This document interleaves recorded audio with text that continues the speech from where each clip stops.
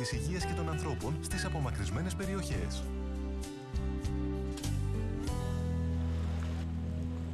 Άγραφα, πανέμορφα αλλά αποκομμένα.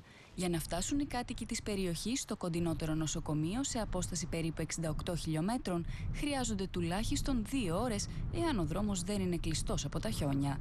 Η αγροτική γιατρός του Περιφερειακού Ιατρείου Αγράφων, Ευαγγελία Κωνσταντινίδη, έχει σύμμαχο στη δουλειά της το πρόγραμμα τηλεϊατρικής Vodafone. Εξοπλισμένη με ένα τάμπλετ και φορητά όργανα μέτρησης, κάνει στους ασθενείς 5 βασικές εξετάσεις προληπτικής ιατρικής στο σπίτι τους. Μέσω του δικτύου κινητής επικοινωνίας της Vodafone στέλνει αυτόματα τις εξετάσεις στους καρδιολόγους και στους πνευμονολόγους του Ιατρικού Κέντρου Αθηνών και εντός 24 ώρου λαμβάνει τη συμβουλευτική τους γνωμάτευση. Το πρόγραμμα τηλεϊατρικής της Vodafone το χρησιμοποιώ περισσότερο όταν πηγαίνω επίσκεψη κατοίκων. Έχουμε πάρα πολλούς κατοίκητους εδώ που έχουν πολλά καρδιολογικά προβλήματα και δεν μπορούσαν να μεταφερθούν ούτε καν στο ιατρείο των Αγράφων. Μας έχει βοηθήσει πάρα πολύ. Ήδη έχουμε σώσει τη ζωή μιας γυναίκας η οποία έπασχε από κολπική μαρμαγή, ήταν κατάκητη, οπότε κάναμε αυτό το πρόγραμμα και έτσι καταφέραμε να καλέσουμε ασθενοφόρο και να μεταβεί στο νοσοκομείο. Η δική μας υγειονομική περιφέρεια ανταποκρίθηκε από την πρώτη στιγμή